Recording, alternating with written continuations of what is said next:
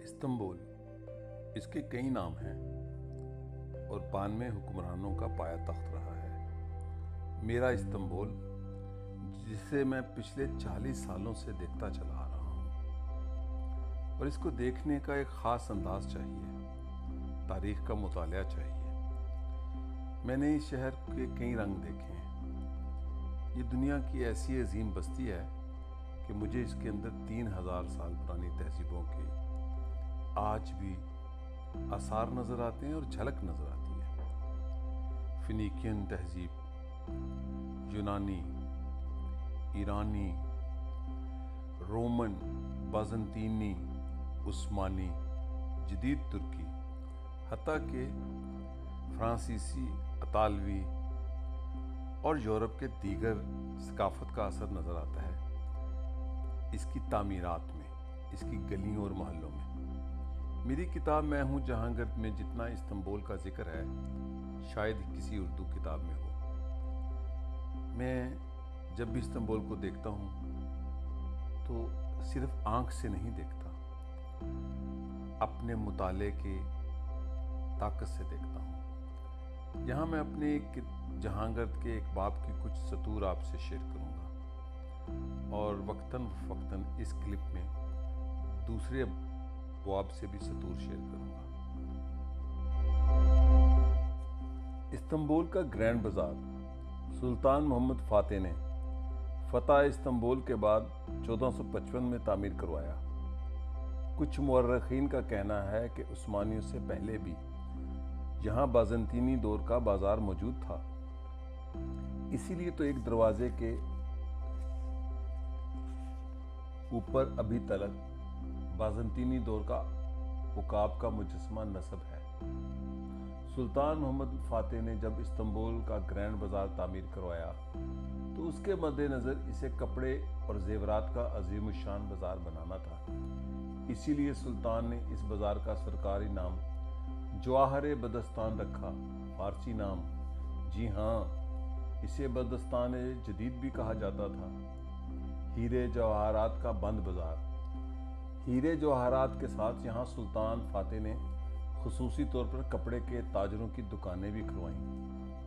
جب سلطان محمد فاتح نے اپنے شاہی محل کے بالکل قریب یہ جواہر بدستان تعمیر کروایا تو یہ عثمانی دور کا ایک عظیم الشان بازار تھا، جہاں ہر مال بکتا تھا: جواہرات، قالین، کپڑے، ہیرے، غلام اور کنیزیں۔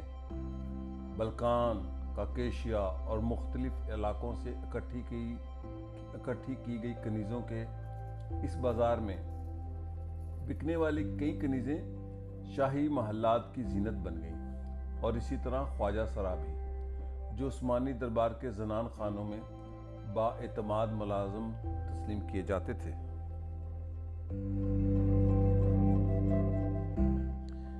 گرینڈ بازار سے ذرا باہر نکلیں تو سامنے ایک عظیم الشان جامع ہے۔ اس کا نام ہے ینی جامع، یعنی کہ نئی مسجد۔ یہ بہت ہی خوبصورت اور بڑی وسیع مسجد ہے، استنبول کی اہم ترین مساجد میں سے ایک ہے۔ جیسے میں اکثر کہتا ہوں کہ ترک مساجد آیا صوفیہ کے بالکل طرز پر بنتی ہیں، بازنطینی گرجے گھر کی طرح۔ سیاہ گنبد ہوتا ہے عموماً، یا زیادہ سے زیادہ گرے۔ ینی جامع کنارے پر ہے شاخ زریں کے۔ شاخ زریں دنیا کا مختصرین سمندر جو آبنائے باسفورس سے نکل کر استنبول کے اندر دھنستا چلا جاتا ہے، اور بائیں طرف اس کنارے یہ ینی جامع ہے، اور اس پارک کے ساتھ دکانیں ہیں بیجوں کی۔ میں 40 برسوں سے یہاں آتا ہوں۔ یہ عمارات اسی طرح قائم ہیں جیسے صدیوں سے تھی۔ لاکھوں سیاح اس شہر میں آتے ہیں، اور ان 40 سالوں میں میرے کئی سفر ہیں، 60-70 سفر دنیا کی اس قدیم بستی کو دیکھنے کے لیے۔ ینی جامع سے آگے ایک دم نکلیں تو ایک عظیم الشان نظارہ دیکھنے کو ملتا ہے۔ وسیع شاخ زریں سے پرے بیولو کا علاقہ، جو استنبول کے جدید علاقوں میں یعنی کہ لوگوں کے حوالے سے جدید فکر کے لوگوں کے حوالے سے جدید علاقہ ہے۔ یورپ کا مرکز ہے جو استنبول کا یورپین مرکز، اور یہ ملاتا ہے ایمینونو کو بیولو سے یہ غلاطہ برج، جس کی فتح کی داستانیں ہر مصنف نے استنبول کے بارے میں لکھی ہیں۔ بائیں طرف دیکھیں تو ایک بازار ہے، عام سیاح اسے گرینڈ بازار ہی سمجھتے ہیں۔ یہ متصل ہے گرینڈ بازار سے، لیکن یہ مصر بازار ہے، مصر کے نام سے۔ یہ مسالہ جات کا بازار ہے، ہر قسم کے مسالہ جات اس بازار میں بکتے ہیں۔ اور یہ بیولو کا علاقہ جو استنبول کا خاص یورپی مرکز ہے، اور اس مصر بازار کے باہر کی طرف جو دکانیں ہیں، یہاں پر میوہ جات بکتے ہیں، خشک میوہ جات، اور اس کے ساتھ پنیر، ذرا آگے جا کر مچھلی بھی بکتی ہے۔ یہ استنبول کا مشہور میوہ جات کا بازار ہے، اور یہاں پر زیادہ کام کرنے والے وہ لوگ ہیں جو ڈنکی لگا کر یورپ جاتے ہیں۔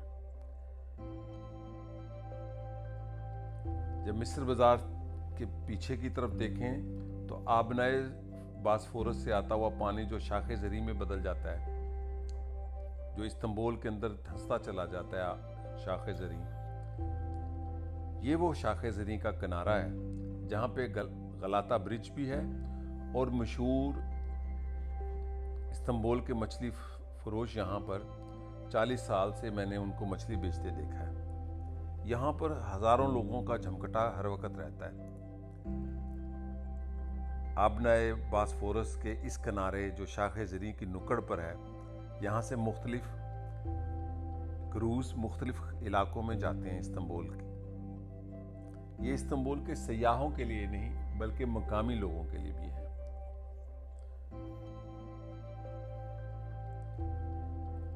یہاں سے ایک نظارہ اگر غور کریں تو پیچھے توپ کاپی محل بھی نظر آتا ہے۔ اسے میں استنبول کا دل کہتا ہوں، اس علاقے کو سلطان احمد کے ساتھ جڑا ہوا ہے۔ میرے لیے استنبول سلطان احمد، سرکجی، ایمینونو، آبنائے باسفورس اور شاخ زری ہے۔ اصل میں استنبول یہی تھا، قدیم استنبول یہی تھا۔ اب میں سفر کر رہا ہوں غلاطہ برج کے اوپر، جس کی داستانیں آپ نے کتابوں میں پڑھی ہیں، سلطان محمد فاتح نے کیسے اس پل کو عبور کیا، اور یہ پل کھل جاتا ہے۔ اس کے نیچے سے مختلف کروز جب گزرتے ہیں تو یہ پل کھل کر 2 حصوں میں تقسیم ہو جاتا ہے۔ سامنے ہے وہ بیولو کا علاقہ جو استنبول کے سب سے زیادہ روشن خیال لوگوں کا علاقہ ہے، جہاں پر شاعر، ادیب، مصنف، فنکار، اداکار رہتے ہیں۔ اس کی گلیوں کے کیفے جو ہیں وہ یہاں کے ادیبوں، شاعروں، مصوروں، فنکاروں، activist, anarchist, socialist, communist, liberals, ان کا گڑھ ہے یہ بیولو کا علاقہ۔ یہ ہے میرا استنبول، اور استنبول کو جیسے میں نے کہا، میں نے اس کے اندر ہزاروں سالوں کا رنگ دیکھا ہے، مختلف تہذیبوں کا رنگ۔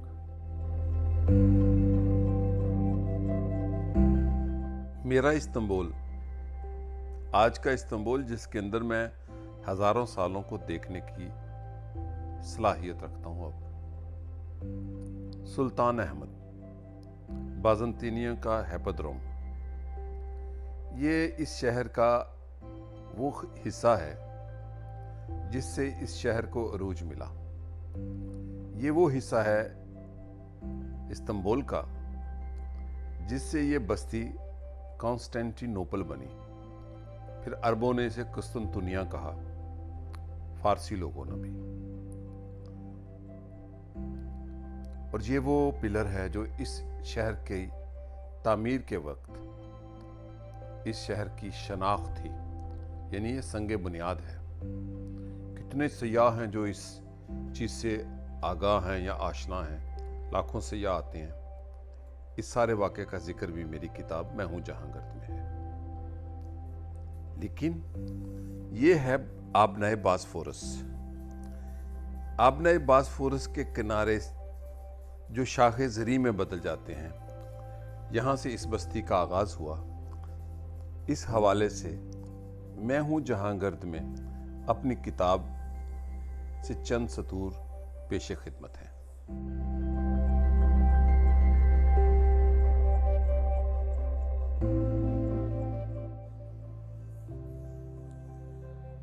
बाइज़ास एक नई बस्ती की आबादकारी के लिए एक तवील सफ़र पर निकला और बहेरा मरमरा के इस मकाम पर पहुंचा जहां आबनाए बासफोरस का पानी एक हो जाता है। एशिया और यूरोप की समुद्री सरहद यूनानी मौजूदा तुर्की के जनूबी इलाकों को आसिया कहते थे। यहीं से लफ्ज़ एशिया निकला।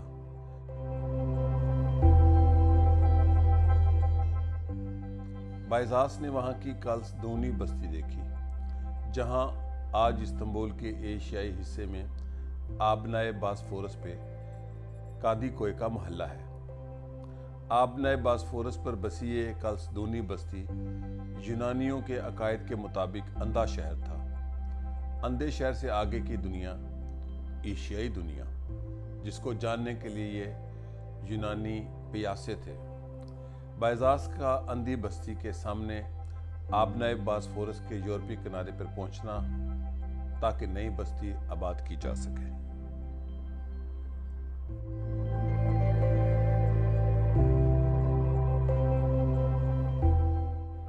मैं हूं जहांगीर में मैं आगे चल के लिखता हूं, एक ऐसी बस्ती जो समुद्री पानियों के रास्ते दुनिया से जुड़ गई। 763 कबल मसीह में बाकायदा आबाद की गई ये बस्ती बहीरा अस्वद बहीरा मरमरा के माबेन आबनाए बासफोरस के अंदर दुनिया का एक संगम साबित हुई। यूनानी मुअर्रिख हेरोडोटस के मुताबिक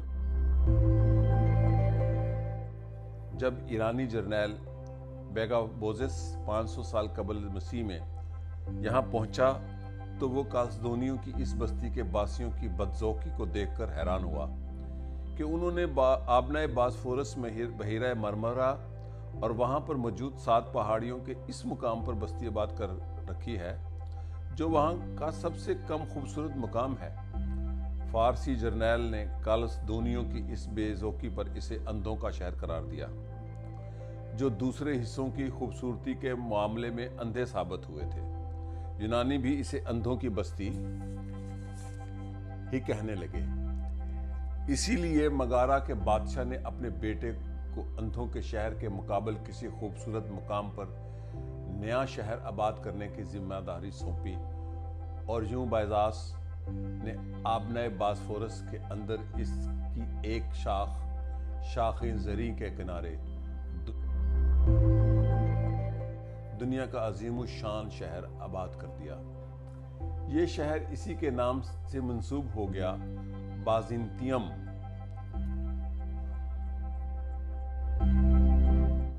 बाज़िंतियम पहला इस्तांबुल था, एक बाकायदा शहरी रियासत। और दिलचस्प बात बताऊं, इसके परचम पे चांद सितारा था। इसका तफसीली जिक्र मैंने अपनी किताब मैं हूं जहांगीर में किया है। यही चांद सितारा फिर उस्मानियों ने अपनाया और ये चांद सितारा सुमेरियों के भी चंद झंडों और सिक्कों पे मिला है। जब तुर्कों ने चांद सितारा अपनाया तो हम देखते हैं कि जहाँ जहाँ तुर्क हुकूमत रही, उस्मानियों की शक्ल में या दीगर तुर्कों की, तो उन्होंने चांद सितारा अपना लिया। बाज़िंतियम से ही बाज़ंतीनी निकला, लेकिन फिर वो एक नई रियासत बन गई जहाँ पर सुल्तान अहमद है।